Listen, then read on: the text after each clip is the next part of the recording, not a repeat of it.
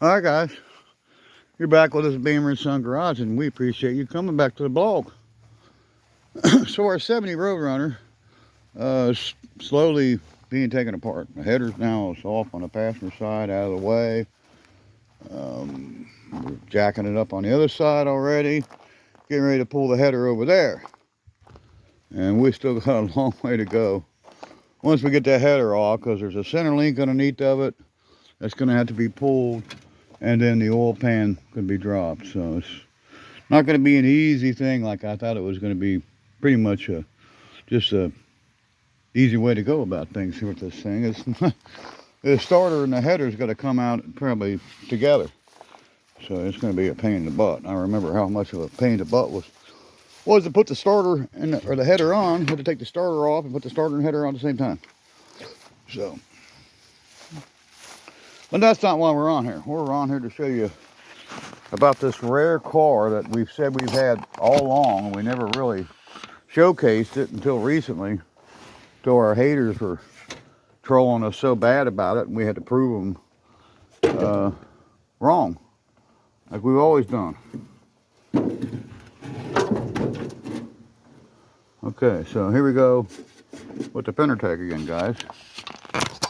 Let's see how that comes in. Well, it comes in pretty good. Okay, so let's start from the bottom about this rare car we got here. E63 is the code for the 383 big block. D32 is the heavy duty torque light. RM23 means it's a Roadrunner. NOA, I never did figure what that means. And then 10-07760 is the unique serial number to this car. FK5, that's the burnt orange, and it's got it 3 times. There, there, and there. FK5 is the paint code, burnt orange, medium burnt orange. H2KW, well, that's the smoking gun, guys. It's 1 of 14 with a burnt orange inside, burnt orange outside, burnt orange on the bottom. It's 1 of 14 in the world. But this is what makes this car 1 of 1. Okay, the H is for an interior package. It's got basically the trim package. It's got wood grain. The 2 is for bench seat. This car had a bench seat. It's 1 of 1. Now on top of that bench seat, triple burnt orange, and the interior trim package, it's got this KW. KW, well, that means it had black and white combination interior. So that's why it's got a black seat and white buckets. I believe they were actually, it would have been a white bench seat. But it's a combination of black and white. And that's the smoking gun. That's the real, that's the real one right there. That KW. Yeah. KW, my brother loved that Kenworth. Then FK5 again. That's the burnt orange, should be the interior. Then you got some numbers here, 824, that's the unique, number that goes on the broadsheet. It's, it's unique. Basically, it's the code for it going down the assembly line. That's that might tell you when it was built and all that, maybe, I don't know. Then we got FK5 again up on top. That is the burnt orange on the bottom. So it's got burnt orange on top, burnt orange on the bottom, burnt orange interior. Then V21, that is the stripe for the hood. It's got a special black stripe for the hood. Then N96, as you all know what that is, that's the air grabber, okay? So that's, another unique feature of this car. Then L31, that is the turn signals. They're missing, but you can see it does have the cutouts. It does have the turn signals. So it would have turn signals coming up from the car and wires going up, making it light up. Left turn, right turn, left turn, right turn. Yeah. So yeah.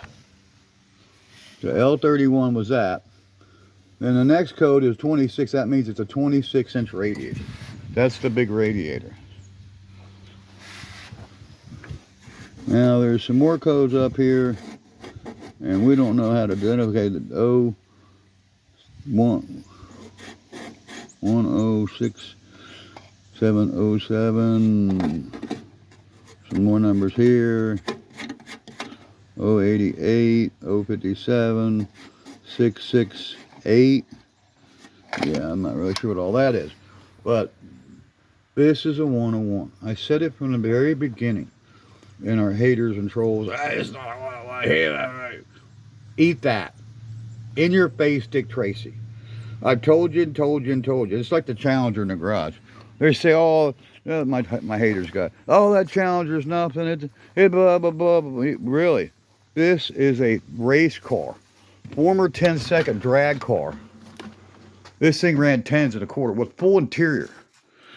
And it's got a 456 posi. It's got a special 340 TA racing block. So it's got a TA 340 block that's built to the shit and back. I mean, it's built to the gills. It's got roller rockers, radical cam. It's got some kind of X heads on it. It's got a massive 1/2-inch fuel line coming from the back all the way to the front, goes into a can cooler. This car is the real deal. I mean, it is for, what it is. It's a former 10-second car. I come across the car. The guy had it. He had it at a repair shop he was working at. It was an employee. And he had it all tore apart, was going to restore it, put it back together after it was all restored. And you know what happened. He tore it apart, and that's how it was left. He lost his job, come on hard times, got a hold of his boss, told his boss, sell it, and I stopped over to the shop because it was right next door where I was working at a tow shop in Withensville, Ohio, and I found the car. And I had it eyeballed for a while, and I found it for sale. And the guy wanted $600, and I stupidly tried to Jew him down, and pissed off the owner of the shop. He told me, "Get the F out, don't come back." So I left, and I waited a couple weeks, and I saved the money up because I didn't have all the $600. I saved the money up. Took me a couple weeks to get the money saved up, because I was working and I had bills to pay and things to do, and I saved the money up, and I went back with $600, and I didn't try to Jew him. I just walked in and I handed him the $600, and I got the car, and it had paperwork with it, but I never got the paperwork, and so I just rolled back over there. I was working for a towing company. I called the boss, and he's like, "Yeah, go ahead and put fuel back in it, Or no, he didn't even say put fuel back in it. This guy didn't give a shit. He's like, "Go ahead and do what you got to do, and I'll make sure you're available for the next tow that comes in." I'm like, "Oh yeah, this will take me about 15-20 minutes." And I was towing it from Withensville to Amelia, and I took it out to I guess where I had a place in Amelia. I'm not really sure. Can't remember where I took it at. I know it ended up at Parsons' place, and he wrecked into it and smashed into it, and he didn't care about it. And then when he heard the car fire up, he got jealous. Yeah, Mr. Johnny Parsons. He's a Ford guy, but he likes Mopars. He likes anything that's fast. So Johnny is a Ford guy by heart, but Johnny also likes Mopars. He likes Chevrolets. Anything that's got some brute power, that's got the power that he wants and the desires. He enjoys it. And I do too. So. But when he heard that engine start up, unlike me, I'd have been happy for him. He was jealous. He was jealous that I had it and he didn't, and I couldn't help that. I bought it for $600, and he never tried to buy it because he knew he couldn't touch it. That I told him, I said, "This is the one that I've been trying to get. This is the one that I've been after. This is the 340, engine that I've wanted for 20 years, And I finally found one, and I got the best one that you could find with the TA racing block and the X heads, and the engine's it's radical." So we got the oil changed in the Club Cadet the other day. We got a Napa Know-How oil filter on there from Napa. They sold us an oil filter. Good old Ricky down there at Georgetown told me a Napa know-how filter right there, gold filter, number 40068 Napa. Yeah, we love those guys down there at Napa, Georgetown, Ohio. See Ricky down there if you ever get down there, and he already knows about you haters, so he's ready for you. But yeah, Ricky down there at Napa. Got an oil change done. New filter down there. New oil. Yeah.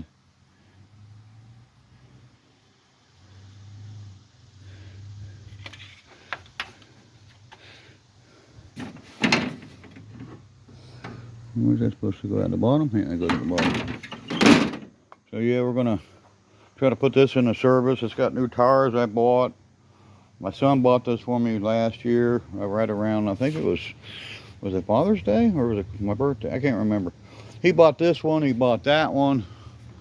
He bought me that rider and he bought me this rider for cutting the grass. And he doesn't cut the grass because he can't. He's allergic to it, but I told him, you know, Dad ain't gonna be here forever. Eventually you're gonna have to get on one of these mowers and cut the grass. So he don't know how to operate this one, he don't know how to operate that one, he don't know how to, you know, he don't know how to operate any of them. So there might be one he might be able to operate, but it's operational right now. But we'll probably get that one and the other ones. Right now I'm working. This was done, and I'll be working on that one. So yeah, carburetor's clogged up, so we need to get that one fixed. John Deere's got a carburetor clog. Get that one going.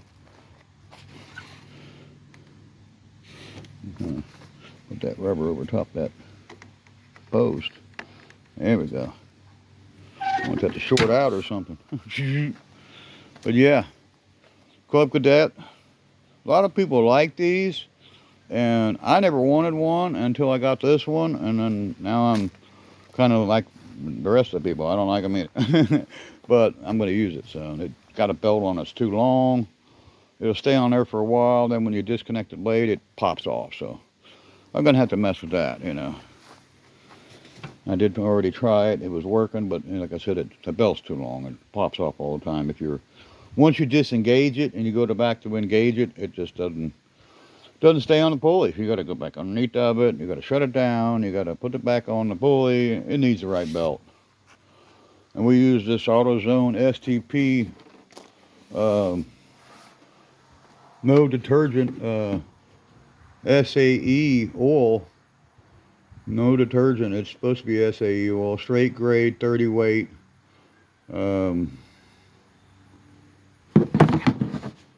Lawnmower oil for it.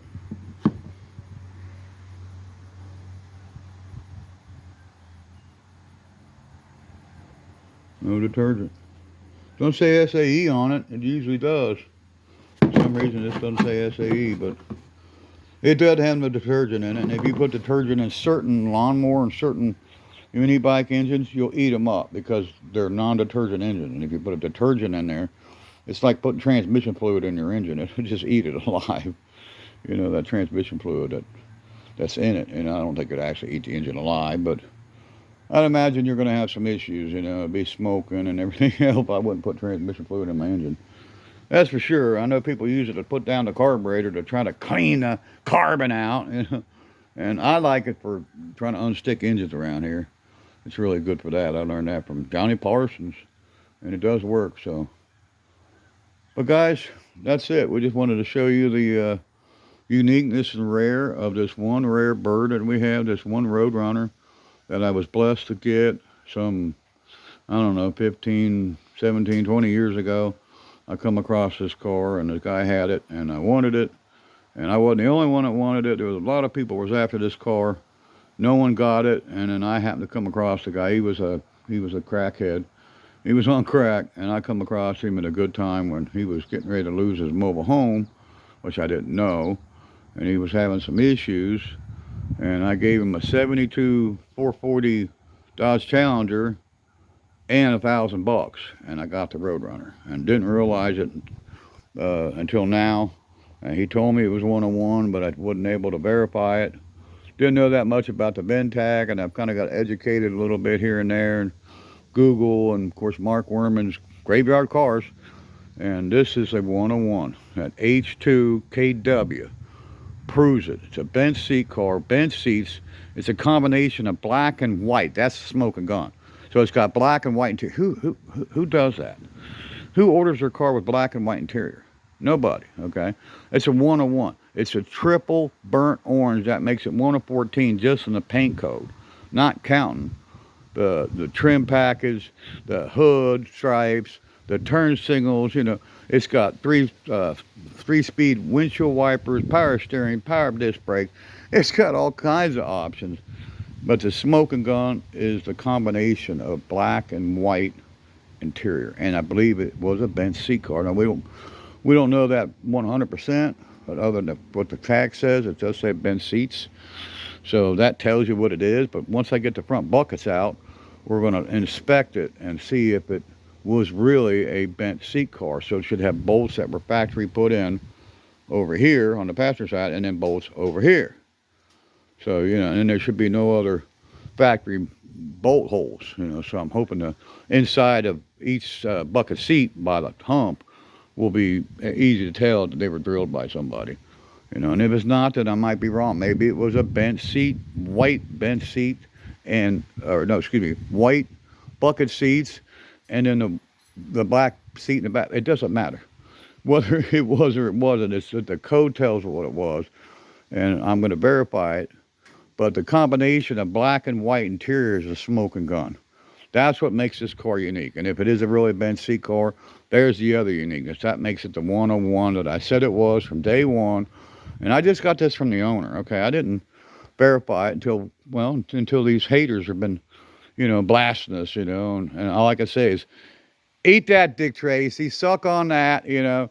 Told you so, you know. You guys don't know anything about cars. You know, I've been working on cars for over 40 years. I've been a mechanic, professional mechanic, making money doing it. And you guys, and I've been to school. I've been to the Detroit for the 8.2 fuel pinchers. I've been to a Detroit technical school and was schooled on Detroit diesels, on tune-ups and valve lash and all kinds of schooling I've had. We went to school on air brakes. When we were a bus mechanic, they had seminars for air brakes. I went to every one. And I've had all kinds of schooling. I've had all kinds of training from other mechanics that I worked around. I worked around hundreds